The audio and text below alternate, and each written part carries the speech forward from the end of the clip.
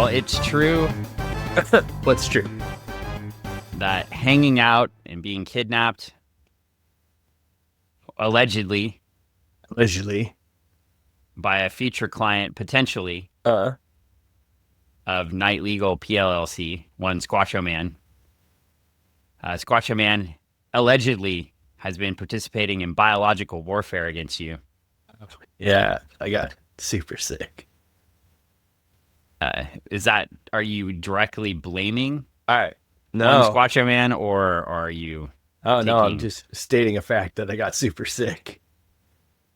Oh, so Greg that's why we've been gone for 2 weeks. Yeah. Well, I mean, Greg hang suggested out. bringing in Travis to work on a Legion of Superheroes book, and I said he suggested this. He was so sick, he suggested this 3 times, I said, and I was like, this would not be effective. why not? You didn't want to talk to Travis about Legion of Superheroes?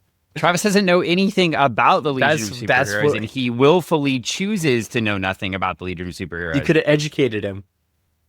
He would have been... No. You squandered an opportunity of education, Dan. A dime. He would have made fun of me for 35 minutes, and I would have got mad and quit. You could have taken the remainder time, the 25 minutes that you had, and you could have continued to educate and implement greatness of the Legion of Superheroes and Superman, because these are the greatest heroes of them all, or the greatest hero of them all. You know what I'm trying to say, Dan. You could have been happened. You could have had a great time. He's too resistant. He's too resistant. This character that was created here, I'm about to show you so nobody else can see but you. Oh, yes. This character created in 1985. Does he not look like a 90s video game character? He does. Okay, I'm just saying. They took all these. That was the inspiration of all the 90s video games characters, all the fighting characters that we'd ever seen.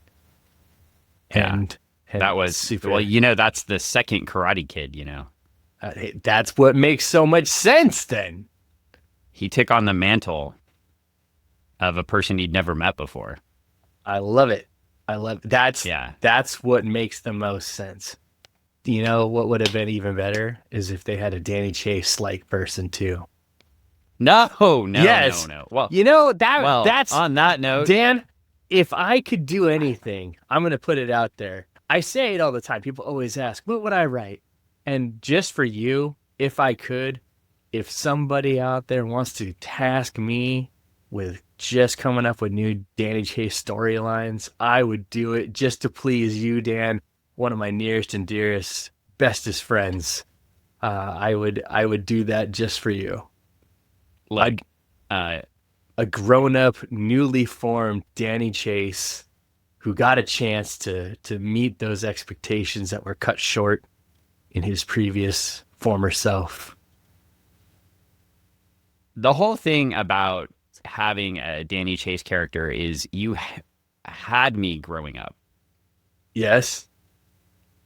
So, and now I know I can take your stories and put them into. You didn't need a short redheaded. No, I know. That's why I could put them into these in the comic book. I could take all your stories and now put them into the new comics, and it's like, oh, Danny Chase goes to Las Vegas, and it's. It would be the worst comic. Anyway, he's dead. No. He's alive. Dead. He's like he's like alive in this time stream thing or something. In this time stream, there is no. Well, anyway, this is Funny Book Forensics. We are not talking about the new Teen Titans. We are supposed to be talking about Legion of Superheroes number 38. Maybe Greg has forgotten. Oh, I'm sorry. I was because it's been so long. This is what you could have had with Travis. When we last met, we discussed some other issues. Yes, they're over here. Yes. Several like a month ago, we discussed Legion of Superheroes number 37. There's Superboy, and then we discussed what if Superboy these John was Byrne issues, Superboy, this Superman issue that he completely just takes the cover from a Fantastic Four issue and redoes it. I think it's fantastic. we had this Action Comics issue here. Yeah. Yes.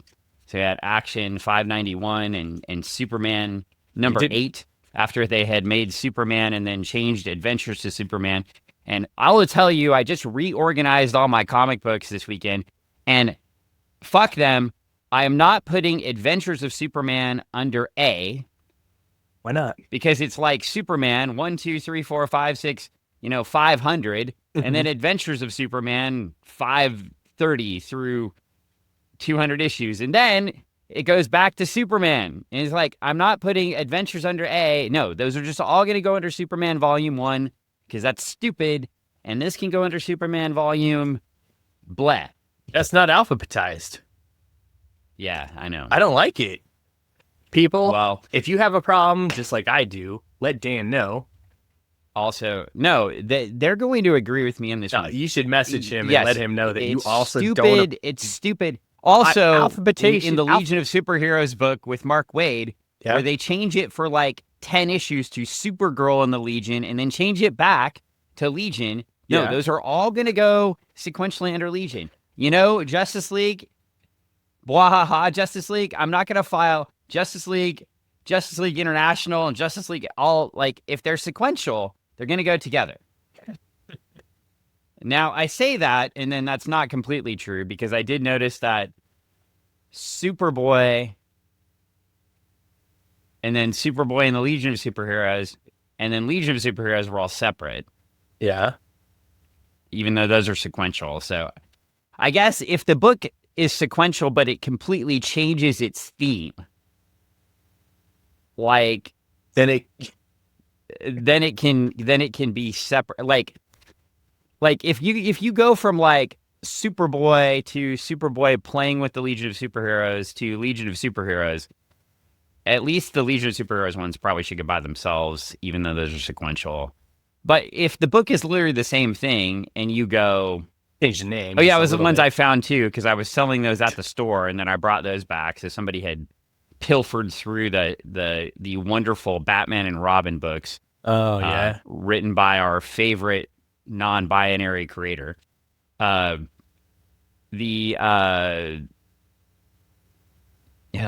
Yes, somebody had pilfered the expensive ones out of there. Oh but man.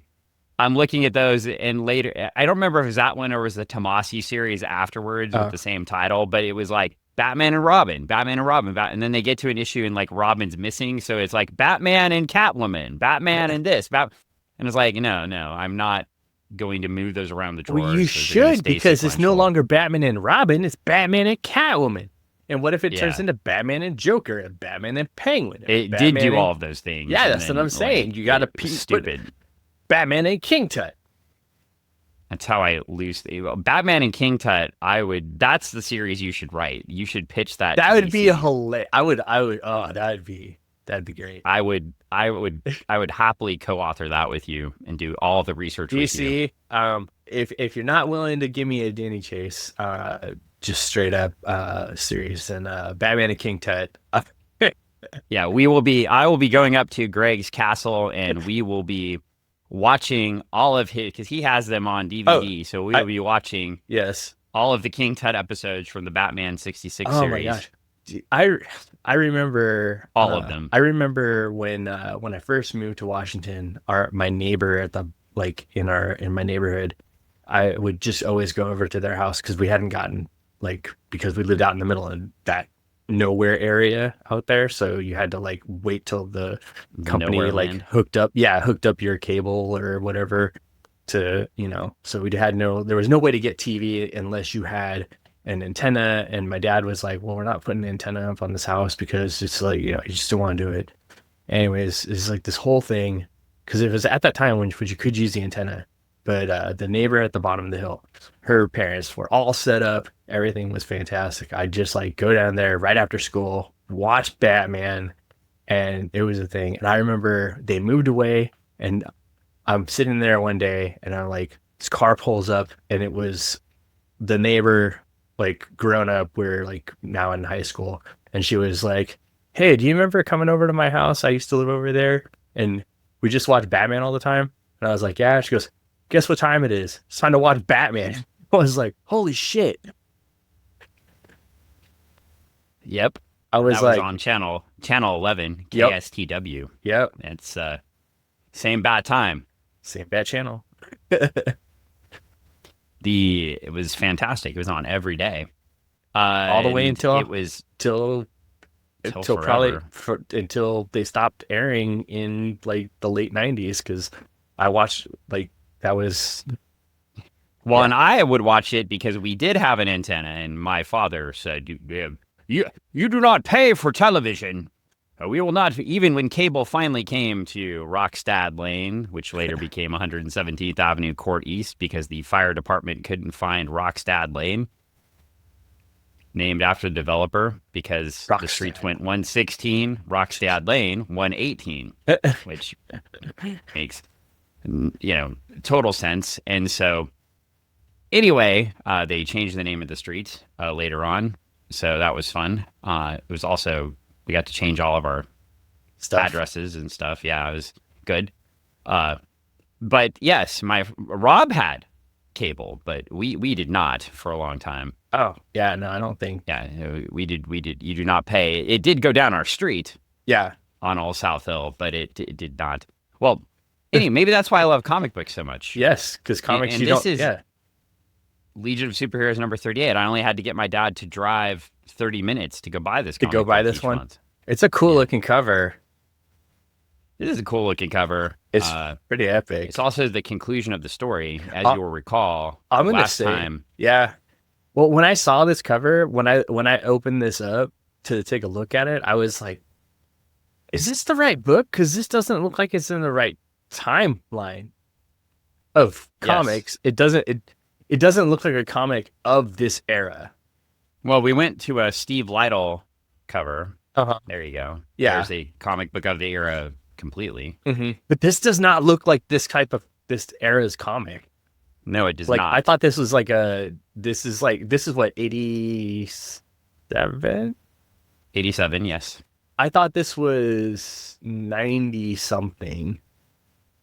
Well, it looks almost Darwin Cook-like, doesn't it? Yeah. But that is not who did it. Yes, so we're going to play Guess the Cover. But I will say, before we play Guess the Cover artist, Guess the cover. we Okay. will put it in a time frame for. So this is 1987. This is DC Comics. I'm just going to help you out. We're coming off of a storyline where we had a Steve Lytle cover with Greg LaRocque art inside. Yeah. And we were comparing the art before to see who did it better. Then we got John Byrne art here. Uh-huh. We've got Byrne with, let's see, this was Byrne with Kiesel, right? This one was. And this one was John Byrne with, I forget who the inker was because it's not on the cover. Oh, that one with the inside. Apparently was much Carl better. had some pull. That one was okay. I liked it because it was a cool homage. But then the other one was that one I like the interior better. Yeah, I like the cover. I mean, the but cover's it's good. It's just, I mean, Well, it's just again, the thing that bugs nobody me about wants to these, see Superboy and Superman fighting. Well, the other thing about these covers is just it's tiresome to continually see John Byrne draw the Legion characters as Fantastic Four or X-Men characters, right? I know, but it looks neat. so though. it does not. So it's and as we left off, Opinion. we left off. Superman had met Superboy. He tells us he's never been Superboy. He flies away back to his time. Superboy and the Legion of Superheroes figure out that the evil time trapper has been manipulating them for years and sending them into a pocket universe. And now they are flying into the future to go fight the time trapper together to defeat him once and for all. Yeah, get him. And if you're following DC Comics right now, this is not Doomsday. Yeah, totally different guy. In fact, the Time Trapper has been many characters throughout time. We'll highlight a couple of them at the end of the episode. But for now, we've got a book here called Greatest Hero of Them All. So, okay, this is 1987 DC Comics. Who is the artist of this cover?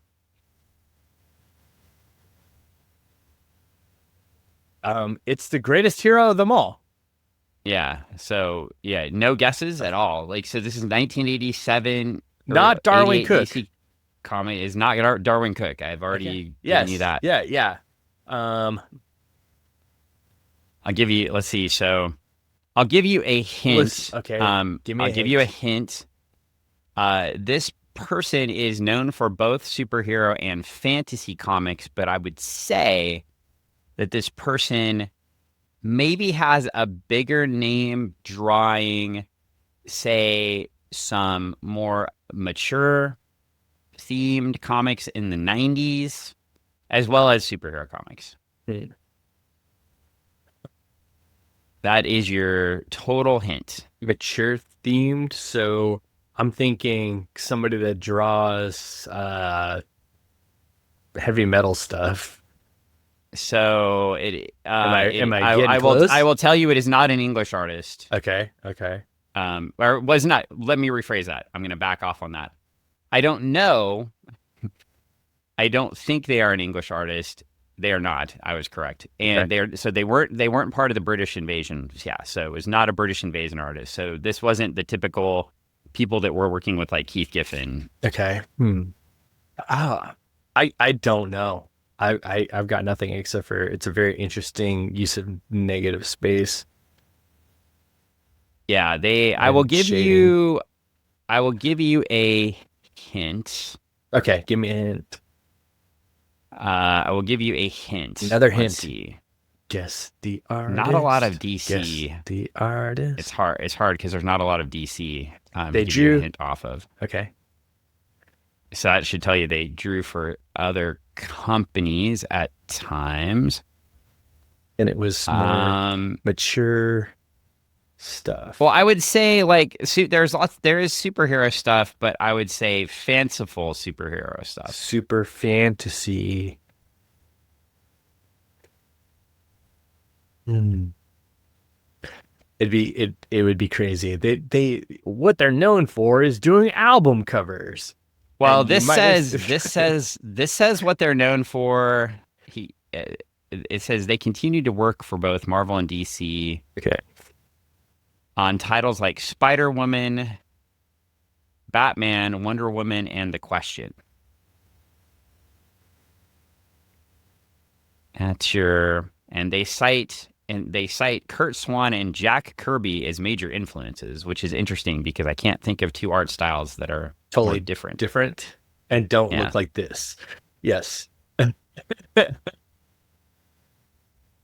I don't know. I'm pulling a goose Well, egg. yeah, this was a tough one. This cover was done by Bill Sienkiewicz. Okay, I would not have guessed that because this does not look like what I'm. And now I did he not? Did he honestly in his bio? Did he do album covers? Because I want to say he did album covers.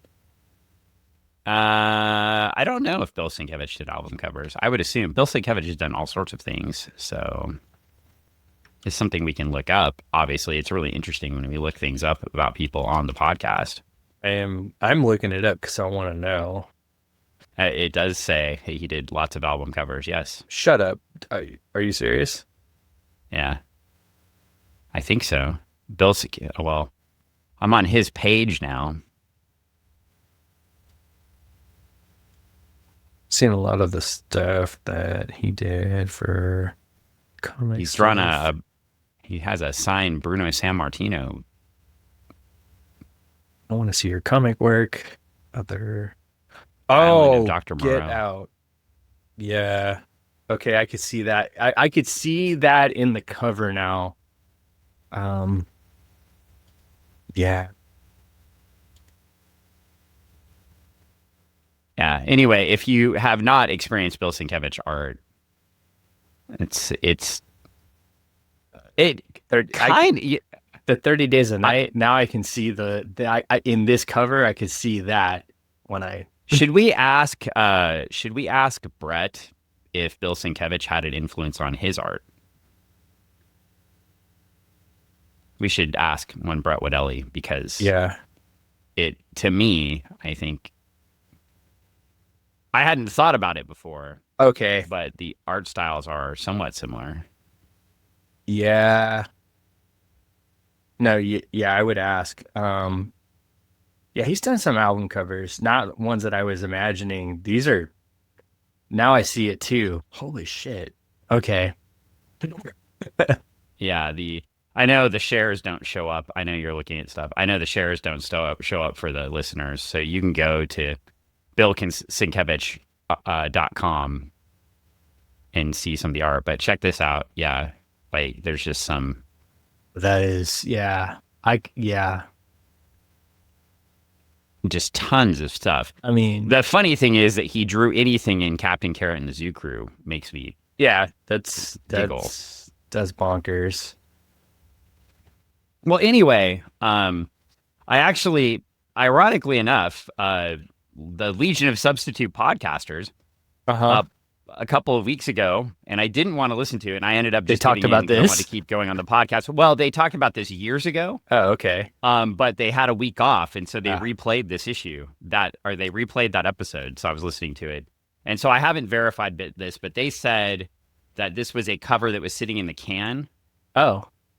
that they didn't know how to use. Uh-huh. And then, boy, did they find a use for it. Yeah, no, that's So solid I mean, because choice. if you think about this story, this is a Yeah. perfect cover for the story we're about to get into. But Dawnstar's not in the story a lot, right? So it's kind of weird that Dawnstar's kind of floating there right in the background. Well, I right? mean, she's in there for a minute to A second. 6 panels. Yeah. So, well, anyway, we get into this. We get Meanwhile here in the comic, by the way. We get a meanwhile. Oh, look. They're back. The Doom Patrol. Oh, cool. The comic that would set up the much better Grant Morrison run of Doom Patrol that followed the beginning. And the amazing TV show that we all love. Well, and it was drawn by Steve Lytle. Oh. It was also written by Paul Kupperberg, which you'd think that book would have a chance to do something. I think the challenge with that book is I don't think that I felt like that they tried to make it another X-Men book Mm-hmm. instead of making it a Doom Patrol book. Yeah. And then obviously when Morrison took over, they made it into a Doom Doom Patrol, Patrol book. Yeah, which Doom Patrol wasn't a superhero team-up book. It was a superhero team-up book that was weird.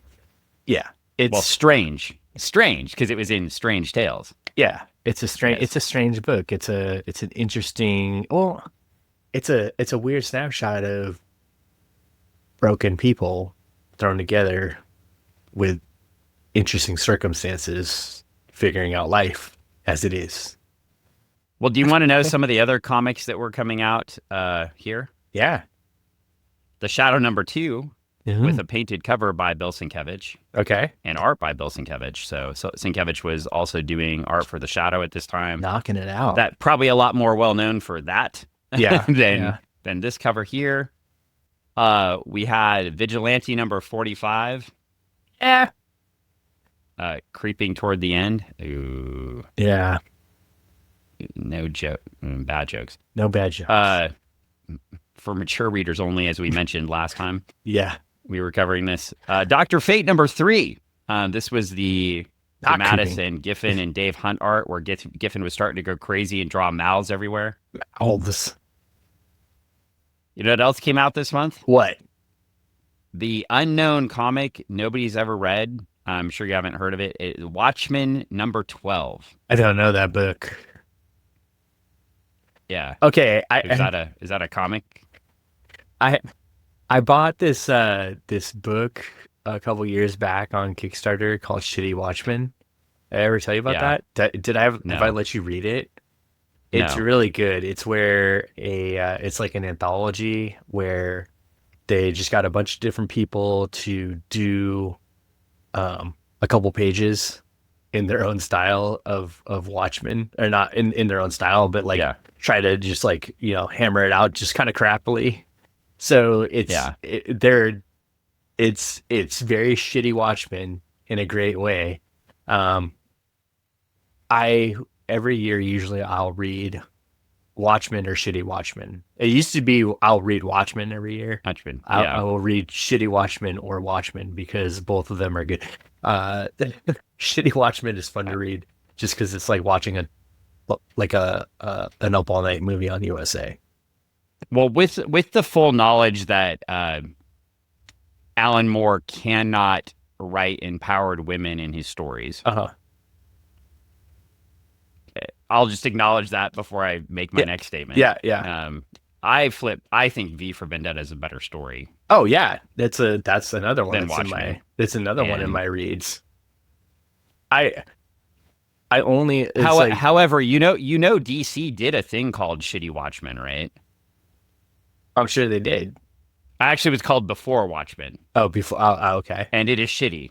Oh, okay. This is just purely Shitty Watchmen, just called Shitty Oh, Watchmen. this was accident. The DC's was accidental. Accidental. This is Yeah. purposefully called Shitty Watchmen. They also did, I think, another book that was also shitty something else. We might have met Shitty X-Men too. Well, and I have some. I have some also. Like last time, when Jeff Johns did that Doomsday Clock thing, Uh-huh. and they put a Legion flight ring on the cover, and then Jeff Johns decided to leave the company, so they like didn't do anything with it. So like, there's just a random Legion flight ring on the cover of this book, and Saturn Girl showing up in the book, and then she just like disappears, and they end up putting the Legion. For a second in the JSA, the Justice Society of America book that Johns, before he left to do his stuff with Image, Yeah. the big imprint, and what is it, Ghost Machine, I think, imprint. Okay. Is that right? Anyway, Ghost yeah. something. Anyway, it's the imprint he's doing right. It's active right now. Active right If now. you want to go find it, just Go find it. look up the Jeff Johns stuff with Image. But it's I like Hyde Street actually out of that. The rest of it I read 2 issues of and stopped buying. But the Hyde Street, actually, I think you would like it. It's like a horror. That's cool. It's a horror book, which you would probably not pick it out for me, but I seem to be picking out more Different things. Between reading Stray Dogs and Feral, and then now reading Hyde Street. It's anyway, Hyde Street. Yeah. Sounds maybe I'm branching out. Maybe I'm branching out after all people. these years. He's finding new things that he enjoys. Oh my gosh, people can grow, people can change. If Dan can do it, you can do it too. Also, also the book we saw advertised that neither of us had heard from, a 12-part series by Gary Bates called Silverblade. It's the first issue of that. Oh, it actually was published. I thought it was a lie. It wasn't a lie. It's not the cake. It is real. Maybe we should read that, Dan. Next. Also, Infinity Inc. number 42, and this just makes me sad. Fury quits to seek the father of her unborn child. It's like, because remember, Fury and Hector Hall can't exist because their parents don't exist because the crisis happens. Yes. Right. So, Crisis and DC editorial continuing to destroy books. Yes. Not just Legion, but other books as well. Because what do you do there? You put the writer in a corner and tell them, well, you don't have all these parts now that you've been using. Right. And figure a way out. Well, anyway, we've got the Legion. We've got the Fantastic Legion. Oh, remember those guys? The Fantastic Legion. Yeah, those guys. Dr. Stretcho. Or Brainiac Stretcho. Let's see. Brainiac Stretcho. Johnny Sunboy. Johnny Sunboy. Ben Block. Uh-huh. And the Invisible Kid. Oh, and the Invisible Kid. Yes, the Invisible Kid. Yes, that's his actual name. Yes, the Invisible Kid. Yeah. So does he get his power when he takes off his clothes and no one can look at him? Maybe. He actually says that they actually, in his explanation, the fans have explained his power to be that he has a small field that extends past his clothing, so he can actually just make that invisible as well. I see. Yes, this one's written by Paul Levitz, Greg LaRocque, and Mike DiCarlo on art.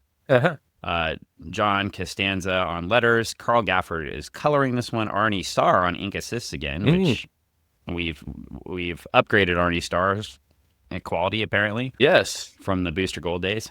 And Karen Berger editing. And dedicated to the memory of E. Nelson Bridwell, or ENB, the former Superman group editor. Yeah. And then the line that already gives me the chills. So, in the hope that he would have approved. If he would have approved. Sorry, I said that wrong. Yeah. In the hope that he would have approved. And I don't think he would have approved having Superman not be Superboy. So we're already. So you think answer. That he would not have approved this book? I don't. I mean, he might if given all of the if you gave the writer Paul Levitz and said the Legion is no longer inspired by Superboy, which was a book from 1958. Yeah, we start with that. And cancel. You have to write your way out of that. I mean, maybe so. I think Paul is probably more saying, hopefully you approve the way I wrote out of that. But no, I don't think the Superman office would have been like. I mean, one, I don't think the Superman office would have been like kill Supergirl in Crisis. Oh. And then I don't think the Superman office would have been like, there's no Superboy. Superman just magically gets his powers later. He magically appears all of a sudden one day. He's just a regular. It also just doesn't make sense, right? It's such a mutant origin it's such an X-Men origin for Superman, right? Like he's a normal dude that all of a sudden just gets powers at the snap of a finger. Like, right. He becomes 25 and now he's powered. Right. His powers are powered by the sun. He would certainly. He's been charging his battery this whole time, Dan. He's like a freaking like a solar battery. He's been they did that Flash. Wasn't that the Flash story? The Flash story that where they changed the universe. Flash goes back in time and mess up the whole universe, and they had locked Superman away, and he comes out all skinny. Oh. Was that from that story? Because he had never been exposed to the sun. Yeah. So they had locked the alien away. And of course, as soon as he gets sun, he goes crazy because he's like, oh my God, what the hell?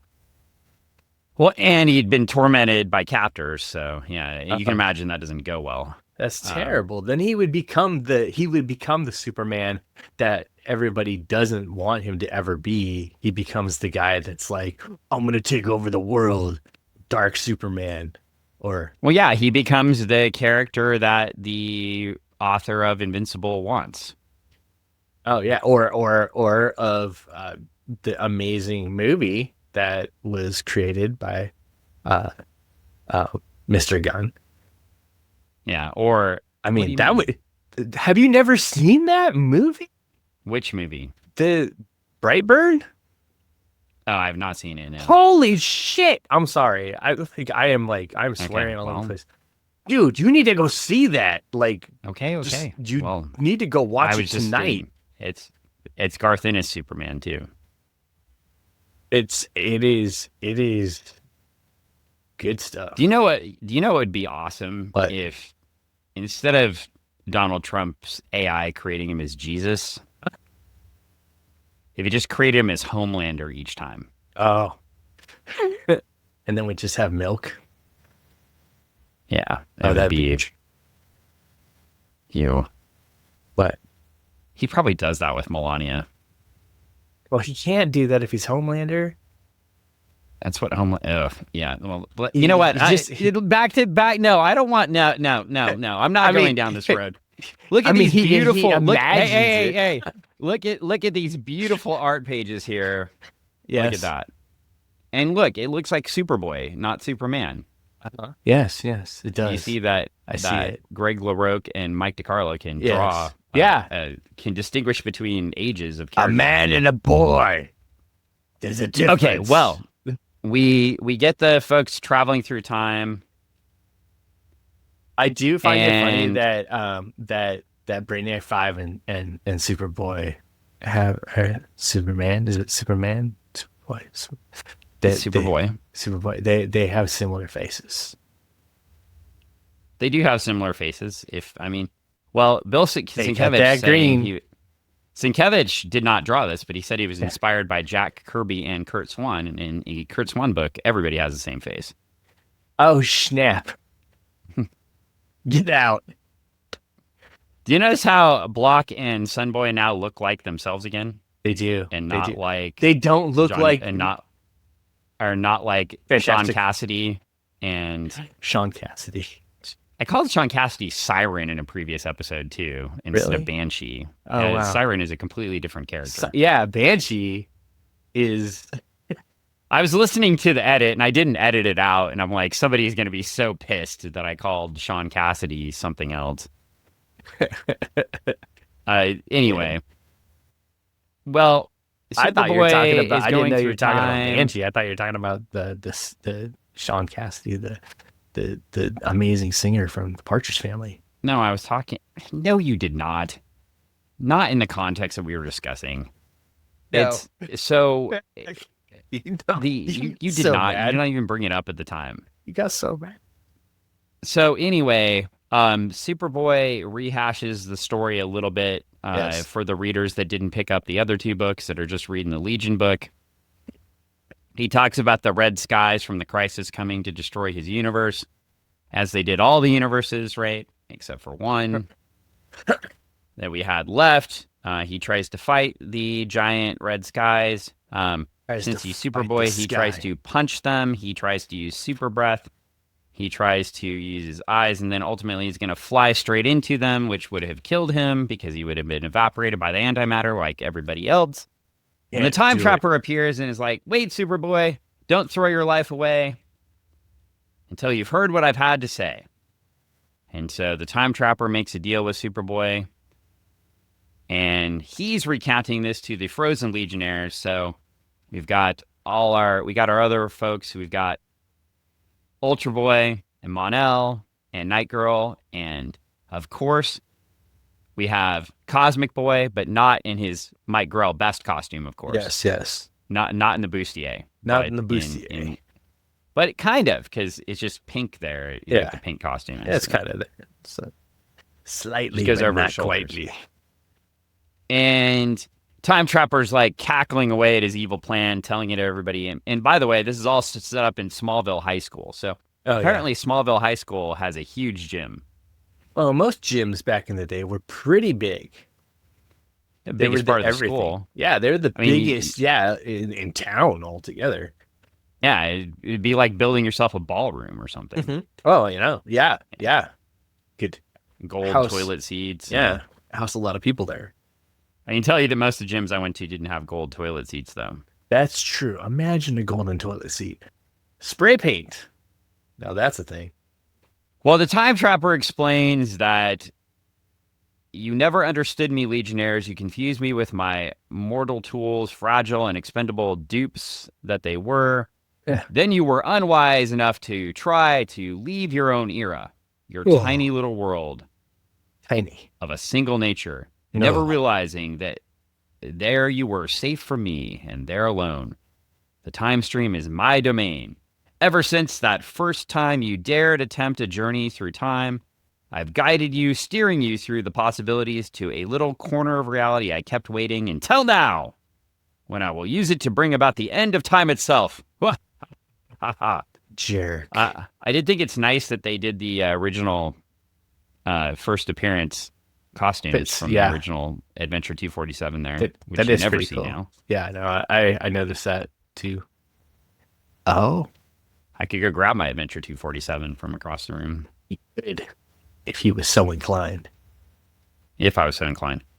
But he would have to get out of not his boxes, but now his cupboards, his Actually, that one's cases. still sitting out. Oh, it's sitting out. not shoved into the. Put it into the metal casing. That one's going into a plastic case. Actually, Oh, that's nice. I got some of those cool. Okay, Yeah, side note from that's book. cool. Yeah. Well, no, I got some of those cool BCW plastic cases that have the UV protection on them. That's cool. Yeah, those are To nice. throw some stuff in. So wanted to decorate the office here. Now they got the office more set up. You all don't see the office. Maybe I'll show it up some other time. I'm gonna tell you, once I get some more books away. He gave me the quick tour, everybody, and I've seen the office in the past. I've hung out in the office once or twice over the last few years, and it has been in various stages of change, of boxes, no boxes, boxes, no boxes, boxes, no boxes, new things that would house comics, and now those things are full of comics and no boxes. Yes, I'm amazed. Well, I can flash over here. It is many file cabinets full of comics. These cabinets are very nice. You can see. I'm very impressed. Thank you to a Facebook group basically called Comic File Cabinets. Comic file cabinets. It's but for guiding me to these steps. They have done it much better than I have. A lot of people put the foam board and make rows in the cabinets. I just throw the foam board down in the base of the file cabinet and then stack them in order. I didn't go to the point of making rows and but yeah, they look great. They box them out. It's fantastic, and I can get to my books. So it makes it like if we're doing a podcast too, I can just go in, grab a book like I did, pull it right out, and bring it here instead of pulling boxes off racks and trying to find the books. And yeah, it's not like my situation where you're sitting there like, oh, I might get a hernia pulling 2 or 3 boxes off of each box to get to the one box that I need. Oh, no, I'm sorry. That was the wrong box. You got to put the other 2 boxes back on because it was the first box, but you didn't open the box to look. And sorry. Well, and I would say too, for most sane people that don't have 17,000 comic books, the comic drawers, I've got it calculated about, they hold between 500 and 550 books a drawer. So if you have a reasonable collection, you can go out and most of these file cabinets that I purchased were $25 to $40 each. They used to be super expensive, right? To buy one of these was like $300. Yeah. So now that people don't want these vertical file cabinets, you just get the Han 4-drawer vertical file cabinets and put a couple in an office or put one in an office. You can house your whole collection and access it, and it makes it very readable.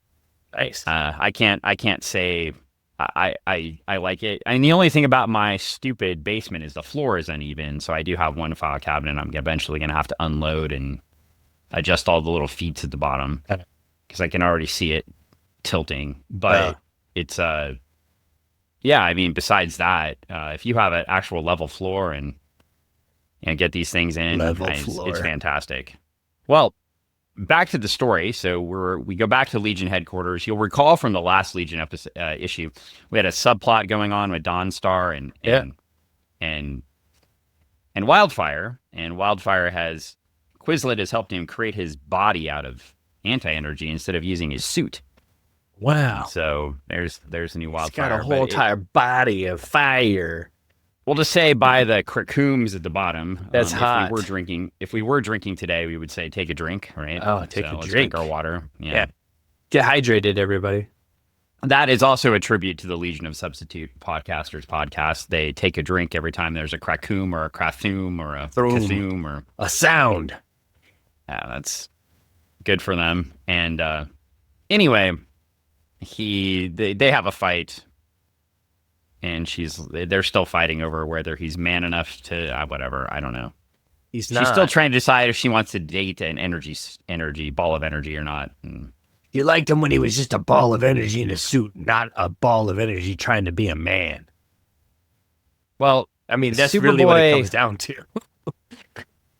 Yes, it is, and it's kind of an annoying subplot because I don't know that it even goes anywhere after this. Like it's been happening for years, and then it's hot. I don't know.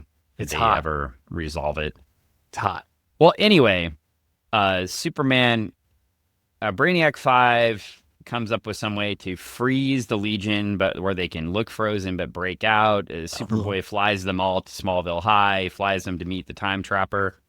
It's kind of hilarious because he shows up at Smallville High and there's all these electrical equipment in the background, and the time trapper appears. But if you'll see the middle panel there, I think it's really funny because there's like a high school gym door. Oh, yeah. In the panel. I thought that was really clever by Greg LaRoque, just to like all this fanciful stuff is here, all this futuristic stuff. And then he just puts like the typical exit sign at the door and back in the background. It's a normal gym. Nothing to see. Well, and continuing here. to illustrate his ability, his artistic ability to draw the flat background of Smallville, right? With the tribute art almost to Kurt Swan, and then still draw all this really cool. I mean, we could maybe call it a tribute to Kirby and Giffen, right? Like, you know, in that art style, you know, back to grab this and finally put it in a thing. But this was that. Oh, yeah, that one right there. From when we did Great Darkness Saga. Yeah. I mean, if you compare. No, it's right there. It is there. Yeah. And so. Very similar. It's, and obviously. Very neat. Yeah, I grabbed that out just for the podcast. By the way, as a quick side, I pulled out one of my Eli Wolf print. He has many prints, but he has many prints. But that's a really good I loved print. this one, so I bought it. What is it called? I don't know what it's called. You should go to his website and look for the name. I could find the name. I was wearing one of his shirts yesterday. His prints are really fantastic. They are fantastic. I think they're hilarious. Anyway, well, Superboy is given a gun by the time trapper. Superboy doesn't use guns. No, he does not. Show your worth. Kill all the Legionnaires. And he says, no, I won't do that. And he squishes it up. He throws it at the time trapper. It goes through the time trapper. And the fantastic Legion starts to fly out of the time bubble, and Superboy has this evil look on his face. Oh man, he's about to get Trapper time, and he's gonna get him. He said, over our dead bodies. So they all start attacking the time trapper. They all start attacking the time trapper at the same time. It does not go well. That's right. The time trapper just gets really big. Sunboy tries to zap him. It's Brainiac tries to use his big brain to get him. Yeah, it's not going well. Time Trapper the Brainiac 5 gets the stasis ray though, and he unfreezes the other Legionnaires. So now they're all attacking him. So now we've got the big heavy hitters. So you've got the Legion's 3 heaviest hitters. You've got Superboy, Mon-El, and Ultra Boy. Heck yeah. Along with the rest of them, all going after the Time Trapper. You got the heavy hitters and the weak ones. Well, if it's dark in the gym, Night Girl, she's ready to go. Yeah. However, Sunboy keeps shooting sunbeams. So I'm not sure how useful Night Girl is fighting with Sunboy. No, they're not good. They're not a good pair. It's not a good pair. Now, Shadow Lass, as I mentioned last time, and Night Girl got together. Heck yeah. You put them together, that's peanut butter and jelly right there. But Sunboy and Night Girl, that's like jelly and pickles. But then sometimes jelly and pickles is good. If it's the right kind of jelly. What kind of jelly would you put with pickles, Dan? And you'd put like some sort of like jalapeno jelly or something. Hell yeah, jalapeno jelly and pickles on peanut butter on a sandwich with a hot dog and a hamburger inside that sandwich would be delicious. I literally don't know what you're talking about. Have you ever had a hot dog before with a hamburger? You just put 17 different things on a sandwich. Okay, so now that we've done that, we're going to go ahead and continue. Because I don't know where that's going. So my phone is making noise, even though he always tells me to put my phone on mute, but then when it's him, it's okay, everybody. Did you hear that? It did it again. Yeah, what's really frustrating is when you flip the button. Stop texting him. When you flip the button to turn it off. Here, I'm gonna hold up for the listeners. You don't know what's going on. I'm gonna there's this thing right here. See that slider that's all the way up to the top? That makes volume. it turn off. So we're gonna do that again. So we're gonna go down and we're gonna turn it off. See, now it says ring. And now I turn it up. and it's not ring anymore. Okay. Yeah. So now it should be Beep. off. And then it still goes off Why do they have a feature if it doesn't work? because they want you to get your messages, Dan. They want you to know that I'm sending you text messages. They're just sending me, it's just Twitch sending me messages that if I watch the Out of the Park baseball channel, I can get pack drops. That's all it's doing. Well, they also want you to know that iShowSpeed dropped a new video. iShowSpeed is a... I've learned more about iShowSpeed. Apparently, he is a very nice man who gives things to people. He's a very nice guy. I do not want to watch him on television or on the internet.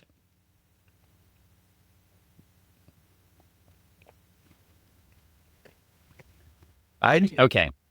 It's like, and here I am just talking about watching somebody play video games, on Twitch, and then here I am bashing it. I know. So he's a nice guy.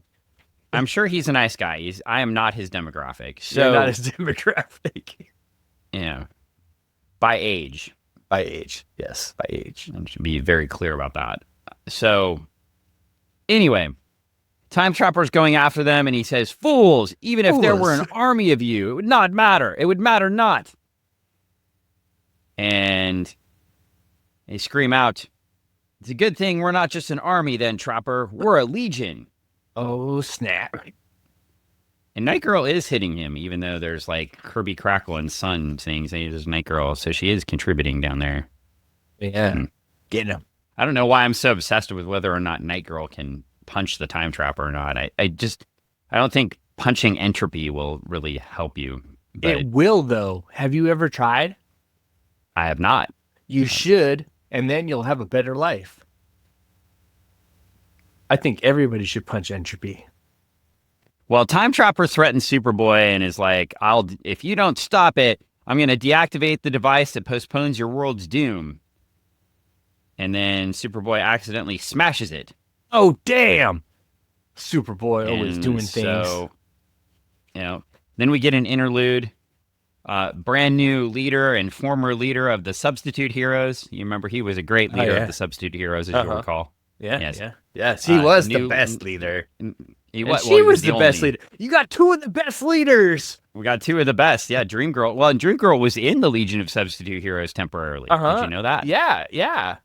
So I don't think you knew that. I didn't know that. I was trying to sound educated. Well, she was. Thanks for making me sound stupid. Well, okay. Well, you would have loved this story. Okay. Because, see, Starboy was kicked out of the Legion for killing Ken's new whore in self-defense with a gun. New whore? Yeah. What happened to his old one? Yeah, I don't know. But that was his name. So anyway, they shot him, and so they kicked Starboy out of the Legion because Legionnaires don't kill. Oh, man. So he joined the Substitute Heroes. Yes. And Dream Girl, who had come to the Legion thinking that the Legion was going to die in a spaceship crash, like lots of them, but it ended up being Legion robots. See, so her fortune-telling powers were correct, but they failed her. Yes. They were right, but wrong. Right, but wrong. So she leaves and doesn't join the Legion at that time. So she joins the Substitute Heroes for a while. And then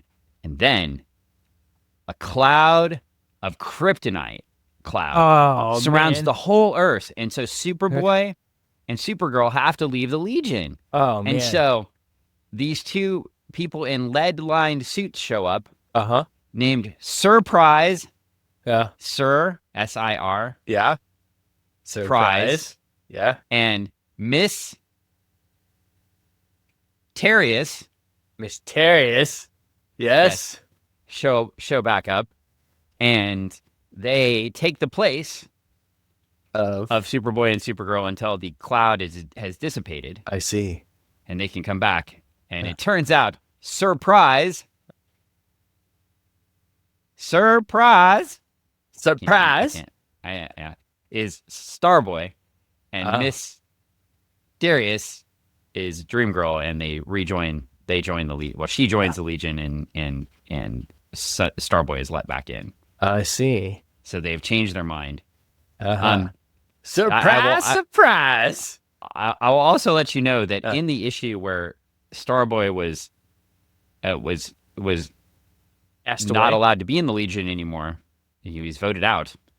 All of the girls voted for him to stay. I see. But all the boys. How sexist was that? They The Silver voted, Age was a bit sexist. but then all the boys voted him out. Yeah. Because he did what none of them could do. He killed. Yeah. Well, But then they Anyway, let him in. They let a we killer. get this. There's a killer in their midst. With that aside, Yeah. and this is why Travis could not be on the podcast, because he would have just lost his mind during that sequence. During that whole entire discussion, or during this sequence where it's like During that discussion. the two best leaders. No. Bow, chicka, pop. We know it's that he like, just would have been looking at Dream Girl the whole time. That's Oh what he would have God, been yeah, doing. he'd have been. Travis, I love you to death, but you would have been perving out. Travis A little was bit like- about a little bit about both Dream Girl and. I don't think so. Anyway, You don't think so? so he might. He might. Dream Girl is here. He's got such a nice face. Dream Girl is here comforting. Yeah. Is that a good word? She's Comforting. comforting. Polar Boy, making him feel like he's doing a good job. Look at Polar Boy's face in that 1, 2, 3, 4th panel. He's like so like. Yeah. Well, anyway, we go back to the actual story, Yeah.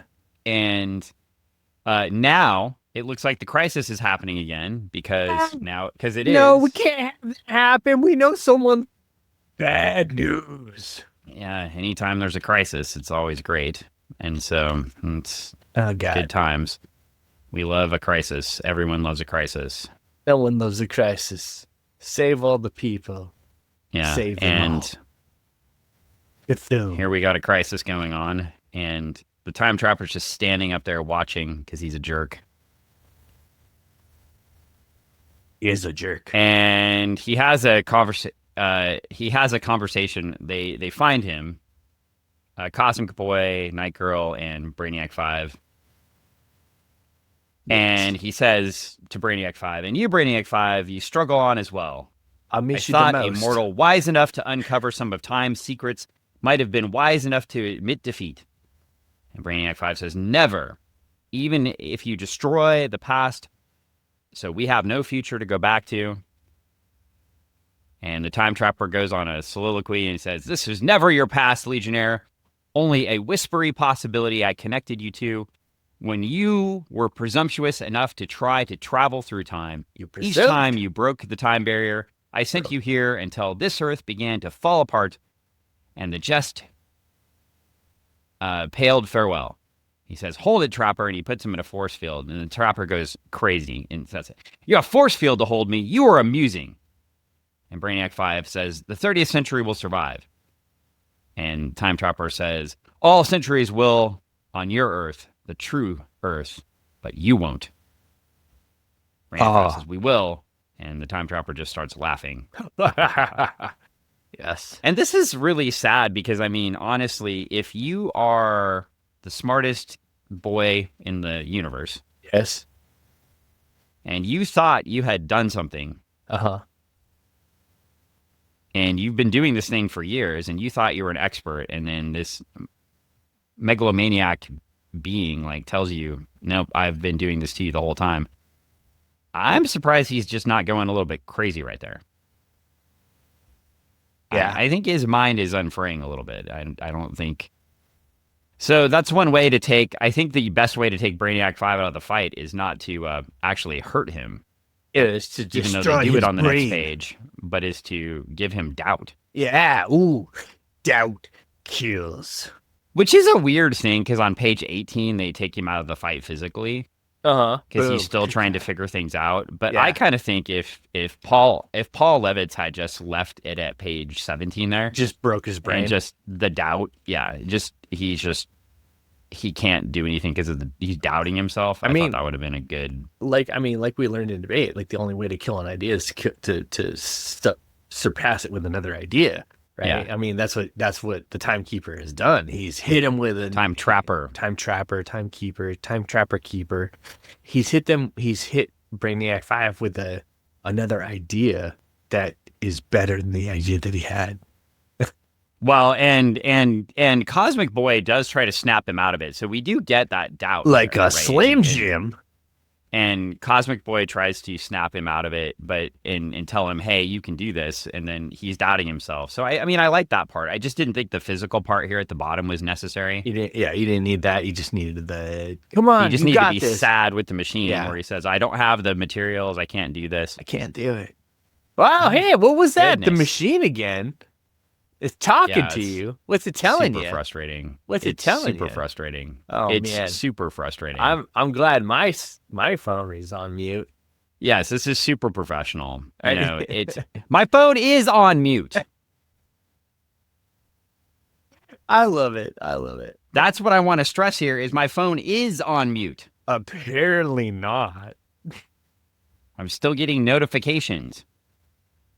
Because my God, can you not get, and you know, you turn off all the damn notifications and they keep coming back. People, I try to clear the here's apps off question- my phone, Here's the question but it for keeps you. 5 or 6 apps on the phone.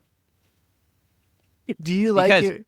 Do you when I like it hit the close all, Yeah. that means, no, I really want Facebook to stay fucking open. Do you like it when Dan gets notified that things have happened in the world? I mean, if you do, let us know.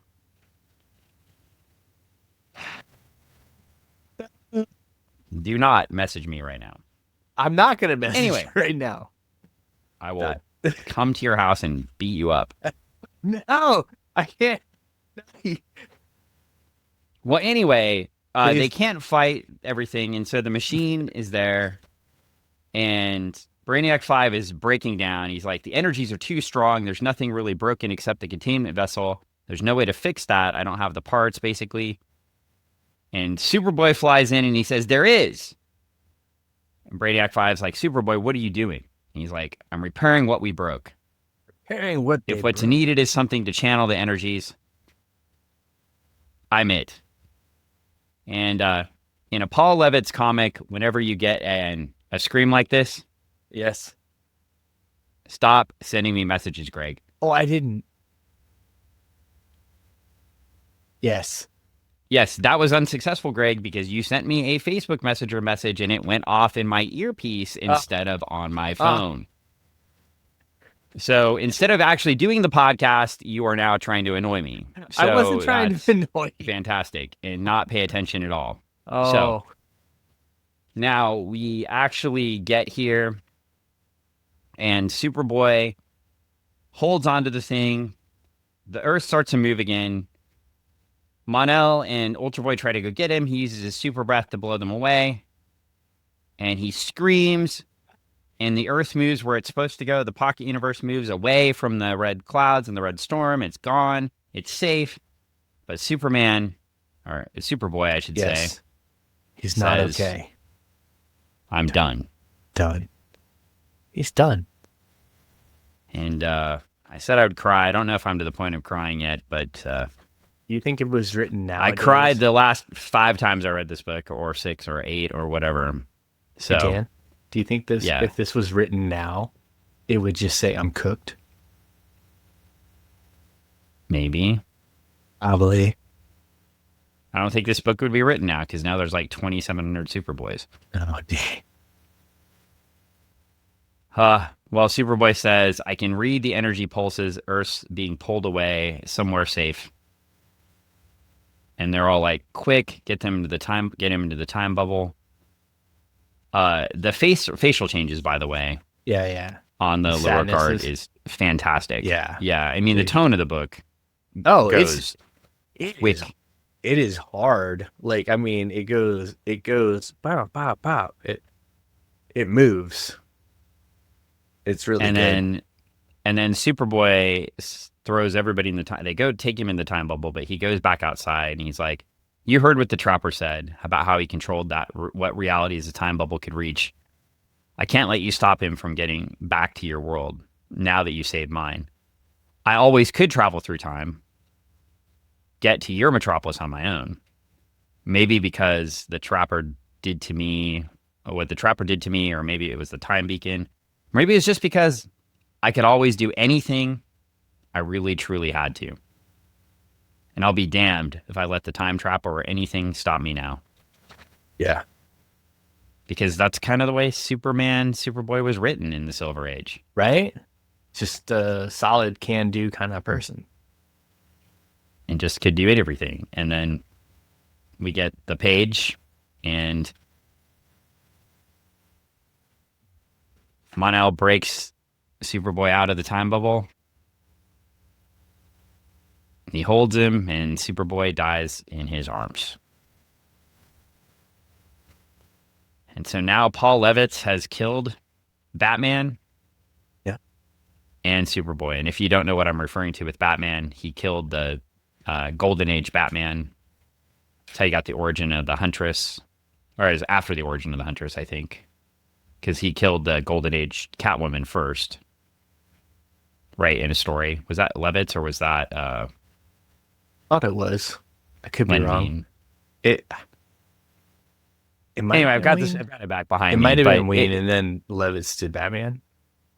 Levitz. I thought Levitz wrote the first appearance of the Huntress, though, in that DC Superstars book we read. Yeah. That one with the Green Arrow story and the Huntress story and the Legion story in it. So, yeah. I can't. Well, Levitz probably did the Legion story. I don't. Was that one was weird, right? Because it wasn't a Levitz Legion story, right? But it was a Levitz other story. Anyway, but he did kill so Levitz as a writer has killed Superman and Batman. Very few people can say they've done that. So, and I'm trying to distract myself because this is a sad story. Is sad. It's sad, dude. It is. Well, sad. it's also historically sad. Here, let's get through the story, and I can talk the finish, and I can talk about that. Okay. They get back together, and in the epilogue, Levitz loves epilogues. By the way, I've seen him have 3 or 4 at the end of a story before because he has all those subplots. Yeah. This time we're just getting one, and that's the funeral. So everybody's getting together, and Brainiac 5 says, "Strange, I've only just realized this is also the end of time travel, at least as we know it. Strange to think I didn't find a way to our past after all." And this is Cosmic Boy back again. You'll find another way through Brainy. So same as the through play before that was happening in the story. And for those of the people that don't know, Cosmic Boy was the first Legion leader. And then later on, Giffen would use Cosmic Boy again in the 5 years later Legion to be like the basically like stalwart leader character. So I love that there are some threads for that. Like it didn't just appear out of nowhere. And then some background. And then the least likely leader, Polar Boy, shows back up. Polar Bear. And he says, "We lost one today, Legionnaires, the best of us. And somehow, someday soon, we're going to find out if an immortal can die in return." Damn, dude. That means he's going after the Time Trapper Keeper. Yeah, well, that's dark, though, too. It is dark. It's dark for a Legion book. I mean, it's... and then we get a beautiful... spread. But, yeah, I think, one of the things you talk about these books and... really Byrne messing with the universe. I think one of the annoying things to me about this is the end of the Legion I read. As you knew it, yeah. Yeah, I mean, I read all the other ones and I can tell you all about them, but it gets dark. You get, after this story, you have a story where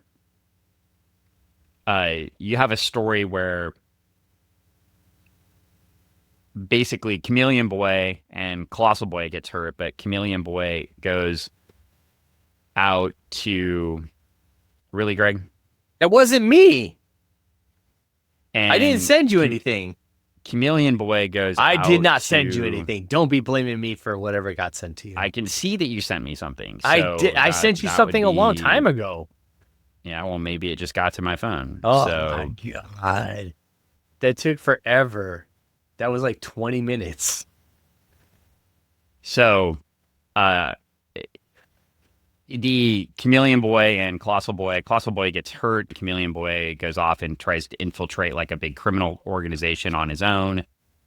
And then you have this big conspiracy storyline where some of the Legionnaires are trying to go kill the Time Trapper. And which is, just kind of antithetical to the whole ethos, right? Which is why They it's don't a kill. big conspiracy storyline. And yeah, I mean, They don't what kill. do you from this point forward, what do you do with one of your best-selling, and now we said not best-selling, but at the $1.50 price, I know the books cost a little bit more to make, the quality books, but at the $1.50 price point, Teen Titans, New Teen Titans, the Legion are still profitable books. Right. And People you've are still gutted buying them.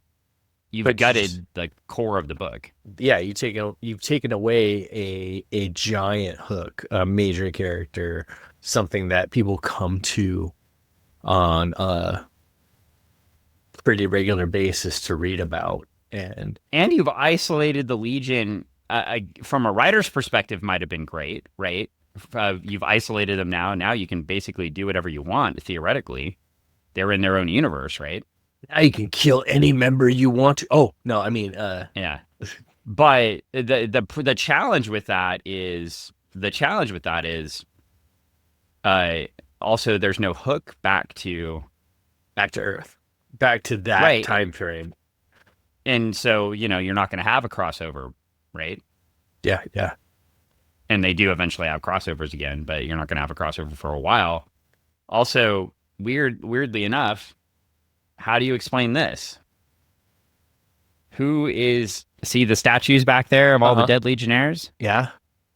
Yeah, there's one Supergirl with a headband back there. Yeah. Well, how do you have Supergirl back there if they never went back in time to that universe? Oh, snap. Oh, this is a lie. I don't know what it is, but it's Cake. I mean, I think it's a good story. I think it's a good story. I think Levitz tries to make chicken salad out of editorial chicken shit. Damn. I mean, this is the best way I can say it. It's not wrong. It's a good single story. It pulls your emotions. It transpired over multiple books and brought that line together. Well, here's the thing, though, too. What would have been better? Knowing, because we did these two at the same time, right? Yeah, yeah. If we had just done 3 Legion issues and got rid of these, kept the same art and creative team, Yeah. probably better. Probably, but at the same point, you would have been missing out on something. Well, if you're getting rid of the Legion, though, away from the Superman ethos, why bring them into the Superman book at all? I mean, like, you're literally saying in the action book, basically saying, Superman's leaving to go back to the real universe. It's a goodbye. Superman, to say goodbye, right? Yeah, so why it's a not just goodbye. cancel the book the next week? Well, I mean, because you want to be able to say goodbye for fan service, for the people that are reading it, so they understand, so they know. It's like the end of a season of a TV show. Even if you can't give, even if it's supposed to be 12 episodes and you can only give it 6, you want that 6th episode to end on a good note, or at least on a wrap up, or at least on something that's not going to make you wonder. Right? Yeah. You want it to end well. Is what I'm saying. And I guess, but at the same time, they've gutted the book. So if the inspiration for the Legion of Superheroes is that Superboy was a great hero as a youth, and then they wanted to be kid superheroes, then he's going to put away his childish things and become a man. Right. I mean, ultimately, too, how does this, and if they're part of the main timeline, right? Mm-hmm. So Time Trapper says, no, this was never your past, right? Yeah. But they were inspired by that past. How do you get past this? How do you right? get No pun past that intended. past? But how do you get past that past, right? The Legion of Superheroes is inspired by, By a past that right, never existed, a false and past. even if you say, well, I created this pocket universe for you to go to when you went through time, but what happened before that? Wibbly wobbly, timey wimey, I know, Yeah. but you never get out of that whole thing. The Legion was created because they were inspired by I mean, Superman, or Superman as a boy, which would be Superboy, yeah.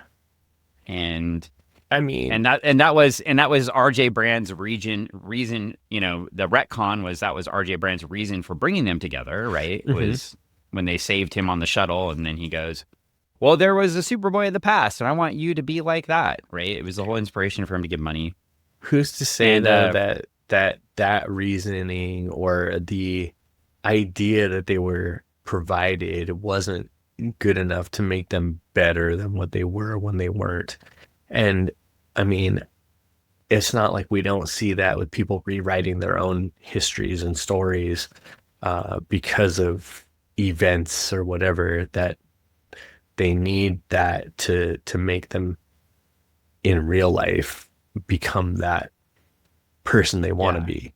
So who's to say that that's bad when that is reality, right? yep, So I mean, if it's a reality, then it's if it pulls from reality is what I'm saying, then who's to say that that's not positive enforcement for good story writing? Well, and to further complicate matters, Yes. in the letter page, E. Nelson Yes. Bridwell, 1931 to 1987, former Legion writer, longtime LSH assistant editor, guardian of the flames of the continuity Oh even in the boy. 30th century, and creator of the White Witch. E. Oh Nelson wow. Bridwell passed away recently after a long illness associated with the Superman titles from when he joined the staff in 1965 until a few months before his death. Nelson always harbored a special fondness for the Legionnaires, many of whose names he had created for text pages while they appeared in adventure comics. A generous man with his time and his talent, and one as pure as the purest of heroes he wrote about, he will be missed by many of his friends. The timing of his death in relation to the editorial changes at DC with Superman Yeah. and this, it was a death knell to a lot of the Silver Age stuff. And he, I mean, admittedly came in the middle of in 1965, Yeah. but it's just, it's sad. It's double sad because Superboy's dying in the book, but you're Mhm. also killing off an era. There's True. there's also the Alan Moore. Is it Alan Moore or is it Grant Morrison? I think it was Alan Moore. It was Alan Moore. The whatever happened to the Man of Tomorrow, the two-parter Oh, that yeah. ended off the Silver Age too. The Moving it forward. whatever happened to the Man of Tomorrow. It was a crossover between the regular Superman book and action, Mhm. and it's just, especially when you read it now, it makes it extra sad because I think you said it best when you were saying about a season ending, but this is more like not just a season ending, but this is like a show ending. Yeah. And then you say, well, what do I watch next? Yeah. And eventually I'm watching Super Dark Conversion with people murdering Yeah. Yeah. each other. We've talked about it. I need to talk when I'm facing the microphone. We've talked about it before, that shift from a bright comics to these really dark comics, and is what it is. And that's why comics history can be fun, but for me, sometimes as a reader, it can also be sad. Oh, it because can be super sad. signifies the end of this time frame. And Well, you've even pointed out on many occasions that maybe the end of that time frame was good. We get rid of racism in comics, right? We get rid of, well, I shouldn't say that. We don't get rid of racism in comics. we But don't get rid of it, but we move it attack forward. the creators are allowed to fundamentally attack racism in comics, right? Make some changes. Comics, they're allowed to attack sexism, right? They're allowed to make changes. At the same time, we get amplification of characters that I really don't want. Like, I know obviously the Punisher was invented in the 70s. Sorry, Garth Ennis, but like, yes, you made the shit super dark there in the 90s with that Yeah. character. Well, I And mean, now we've got a movie I'm not going to watch because they make one of the main characters somebody that just murders people with guns, and it's like that doesn't mean I won't read a story where people are murdering people with guns or people are blowing up, but I don't want that in my Spider-Man stories. I know we've had this talk before, like just off the show, but and my take on it is you can watch it or not, but at the same point, I mean, they do interact. I'm not going to pay for it. That's for damn sure. Well, yeah, they interact in the books, and at least this interaction is an interaction in which you've got a Spider-Man sticking to his Spider-Man morals or ideals, and Spider-Man is like, hey, we don't have to. We're both trying to do things, but we don't have to do it that way. Yeah, and if we're and to your point, if we're introducing that original Spider-Man Punisher concept to a new generation, and we're trying to teach that lesson, that's great and all. However, the same thing I said about Harley Quinn, right? Yeah, and Harley Quinn evolves, and then we have to make Joker Part 2, where Harley Quinn is back to being the Harley Quinn she was in the cartoon, where she's just a lackey for the Joker. Yeah. And it's like, we don't need that version anymore. When we forget that she is a doctor and someone who has done all these things in her regular world life before she became Harley Quinn. And I don't think and that's the thing, and I don't think the genie's out of the bottle with the character. You've done all these things with that character. Same with Punisher. When Punisher is a symbol for the militia right, I can't put the genie back in the fucking bottle and go back and just say, I know. Oh, now we're going to have this conversation about whether heroes should be this way or this way. Yeah. Right? The character has evolved over time. If this movie came out in 1980, we'd be having a very different discussion about it. Yeah. But it did not. Right. And when the Punisher symbol is on the fucking clothes of the people who want to murder me and string me up on a fence, fuck that. I don't want to watch it in a movie. I know. I'm sorry if I'm getting too angry for people. And I'm not. But that is not something that I have any interest in viewing.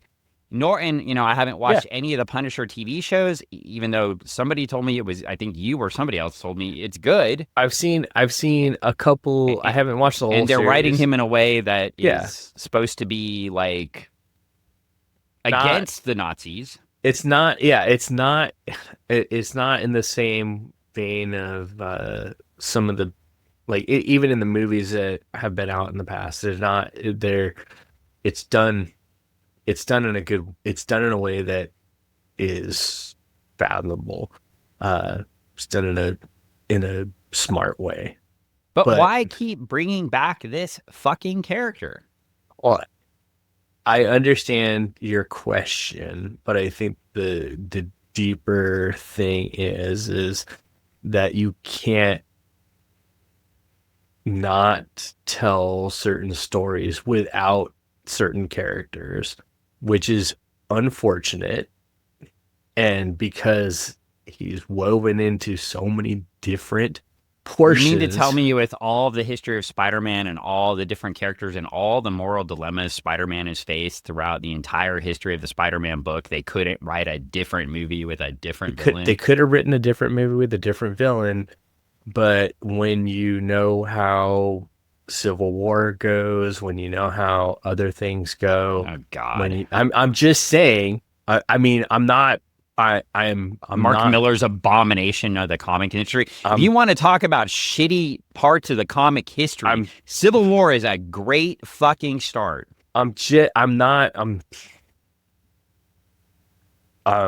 Just talking about Transition different points. stories that are out there that have driven the genesis of certain character connections in which you might not appreciate, which a majority of people don't, which is totally cool. I get it. But they definitely, it's one of those things where it's like, well, they're all there, they all interconnect. And at a point you have unless you just, like you said, if you're going to just write, if you're just like you said with Superman, what are you going to do? Write out one character completely because you don't like this aspect of it? I mean, Yeah, well, and there are a lot of people that are going to be really critical of the Supergirl movie because they don't like Supergirl Woman of Tomorrow by Tom King. They didn't like that maxi series, and that's what that movie is going to be based off of, right? But then you have people that are really going to like it because you need to tell a story that is that from that perspective and from those eyes in which you have a Supergirl who has watched her whole entire world get destroyed and has to come to terms with it. Yes. Well, and again, like, so let's assume, let's for sake of argument, assume, and then I'll jump off this because we'll have to end the podcast eventually. But let's assume for sake of argument, I think we can make a lot of arguments about what is, but let's assume for sake of argument, obviously, Dark Knight Returns, Watchmen, a pivotal point in comics, right? When the industry changes. Civil War is another pivotal point when the industry changes. That includes Disney purchasing Marvel. Yeah. Right? Where Marvel just begins to rehash shit over and over again. Right? Rehash. That doesn't mean there isn't some good writing and good art in there. You know, that doesn't mean that Matt Fraction is also all of a sudden a bad writer. That doesn't mean Gail Simone is all of a sudden a bad writer. That doesn't mean that Dan Slott is also all of a sudden a bad writer. Yeah. But what I'm saying, it does mean Brian Michael Bendis is. Anyway, but all joking aside, but if that's a turning point, right? If that's a pivotal point, I mean, where's Mark Miller? Not at Marvel anymore, right? Yeah. Mark Miller tries to create his own universe, and that failed. Yeah. I tried to do a pun on words there. Yeah. It didn't work, but like that didn't work, right? Right. And so Mark Miller, it doesn't mean Mark Miller is a bad writer either. I just don't like Civil War. Yeah. I'd say Civil War is a turning point for that, right? Right. What has that done to Marvel? DC outsold Marvel last year. I mean, I mean, it was a long time coming. It's been 20 years. Well, what, 16 years? And the weird thing is like, I mean, like when you think about it, DCR outsells Marvel. It's been a long time coming, 20 years. DC hasn't outsold Marvel since the 70s. I think personally, I prefer the DC movies. I watched more DC movies than I watched Marvel movies, which is a surprise because growing up the early with the Marvel movies were good. I know, and I grew up reading all that stuff and all the base material. So you would have thought that I would have watched all that stuff, but I've spent more time actually watching and enjoying the DC movies, even the bad ones. And there are a few stinkers out there. There certainly are. But I think them. The source material is better, though, of the ones that are really good. Yeah. Like, if you talk about the source material and well, James Gunn, I mean, I liked Guardians a lot, too. I've watched those movies. But I think, like, if you look at the source material, too, they allowed Tom King to do something different with Supergirl, right? Right. And write a story. And then they're going to base the movie off that story. Yeah. Right? And you may not like that story, and that's okay because it's not your Supergirl. Yeah. But you might like the 1980s Supergirl, and that's fine too. I should that probably one not as well. say this yet. I need to watch the movie, obviously. But if we compare the two female empowerment movies, like if you compare the Marvels, the Ms. Marvel or Captain Marvel, sorry. Okay. and then Marvel's, and you compare that to the Supergirl movie, let's wait until June. We need to watch it and then compare and say which one is and honestly, it's not our opinion that matters. Yeah. But not our opinion that matters. what is better? We're not the target audience, but what is better, right? What is more of an empowerment movie? Like somebody like dealing with her planet blowing up and going through the universe on an age of discovery, or somebody who gets powers and is blowing shit up. Well, I mean, I can tell you from a standpoint of what my wife enjoyed. Comic, yeah. But what my wife enjoys, and reading a handful of Wonder Woman books, because like actual superhero books were not her thing. But like she enjoyed the Wonder Woman and Wonder Woman 84. Like, just from a movie watching, a movie going experience, right? I thought Wonder Woman 84 was awful. But you would, from your standpoint of someone who's read the books and the source material. Of course you would. Maxwell Lord, not a good character. No. But he doesn't have a kid. He would never have a kid. That was the. But in that universe, he has a kid though. But for her, watching that movie, she enjoyed it because it was a good movie. Yeah. Well, and that's just it, right?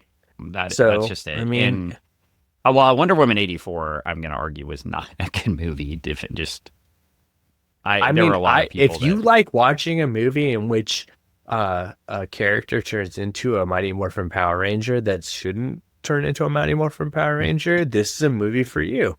I totally enjoy that kind of thing because I like the Mighty Morphin Power Rangers just as much as I like the Wonder Woman book. Yeah. So, and you put those two things in a movie and it's fantastic. I mean, I even yelled out Mighty Morphin Power Rangers as soon as I was like, she turned into a Zord, for crying out loud. So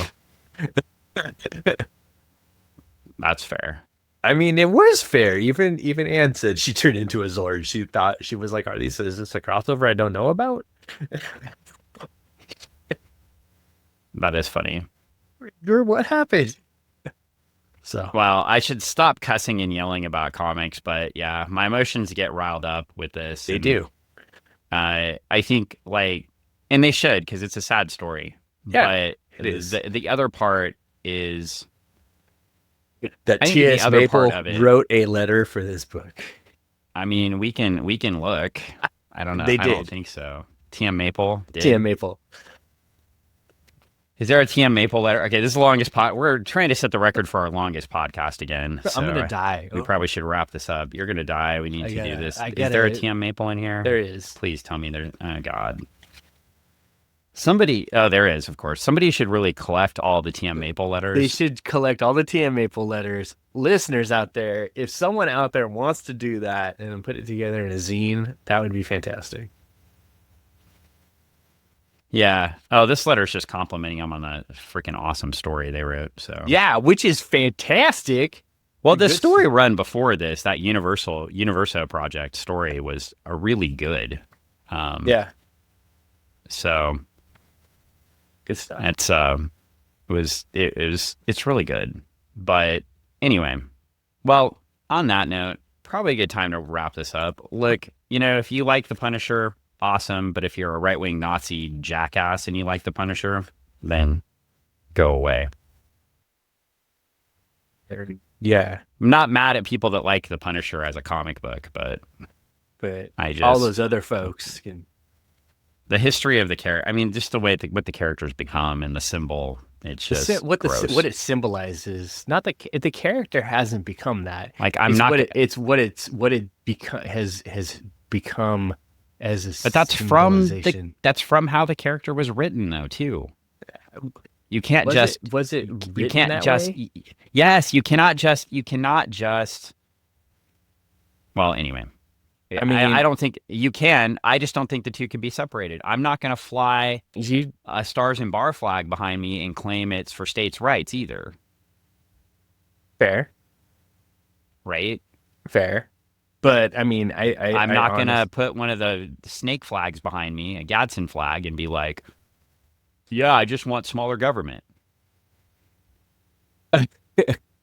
right? I find it Like, funny that the people maybe I that could have done that before. I But, feel that the people that do that and they don't understand that. Yeah, I mean that's not what they're proponents of are two different things because and I'm they're. not going to put the Punisher symbol up anywhere on a uniform, Um, anywhere I would. in a comic, whatever, and claim that those two things can be separated. They can no longer. They're no They longer they separable. They're why? inexorably linked, and you can't get rid of them anymore. I'm not saying that. I'm just saying that I don't think that they weren't they did not begin that way. They did not begin that way. It wasn't, And but it that is. wasn't the That's what it intent. is now, and this is now, and this is Yeah. when the movie was made. So They, if they made the movie in 1980, we wouldn't even be having this discussion. We'd be like, oh, here's this. I think There's this thing where this if you made the movie, ex-military man goes crazy and starts shooting people, and you made the movie 10 shooting years the bad ago. guys. 10 years and ago, it would be Spider-Man, different. maybe. Yeah. Yeah, 15 years ago. 15. I'll give you. Yeah, 15 years ago for sure. Maybe But- 20 for sure. 20 for sure. 20 for sure. Yeah, but I mean, again, it's just that's my issue with it. And so, and again, as long as we're talking about things that are inexorably linked, right? You know, you've got Superman should be linked to the Legion, and they're rebuilding that in those books, in the books now. Change, Dan. You just said it. You just said things change sometimes. Well, things do change, but right And that's now, in this exactly what the time- writers of Superman and the Legion thought at that time, that things Oh, God. change. you That know, they it changed it believed for that the worse. Superman needed to leave the Legion. Superman needed to die. That was Or Superboy needed that to was die. that was John Superman Byrne and the editors at DC Comics. Yes, I know. It's So. it's a tough thing to accept that things change. Well, yeah, it changed for the worse. So I didn't say it changed for the best. I just said they change. Well, anyway, as long as you're trying to troll me on I'm my own not stuff, trying to. Oh God, I'm not trying to troll you. It's just what we do Uh, here at Funny Book we could Forensics. Sometimes we could wrap this up. Sometimes we agree. Sometimes we don't. We've spent sometimes so much one time points talking out- about comics. I know. It's crazy. We have talked about comics so much this time. We haven't even talked about like the Squatcho Man who kidnapped you. Oh, he we did haven't- not. We can't say he kidnapped me because even did at the beginning, yeah. Explicitly, no. I Well, we're out of time. I so said we he need the did story not. on the next episode. We're cutting People, this you off. can go find my Instagram post, my story that talked about how he didn't. We're cutting this off, but yeah. All right. So no Jiu-Jitsu Lawyer Paul this episode. No Retro Emporium this episode. None of those No. places. No, it's Raining Cyborgs. The Alex Cacophony Alex Rain coming out on Kickstarter Trained. soon. None of those. None of things. that this episode. We are hour and 37 Out of minutes in of comic Oh, book nobody talk, wants so- to listen to that. Nobody does, but for those one listener But that they makes will. it through, we love you. And let us know. Let us Yeah. know what you think of the Punisher. Let us know what you think of the Superman changes. Let us know what you think is going on in current comics, and if there's something you want us to read. And I'm sure somebody will ask us to read something with Godzilla in it. Oh, that'd be amazing. That's a change up that we could have. All right, I'm done. Bye, everyone. Bye, everybody.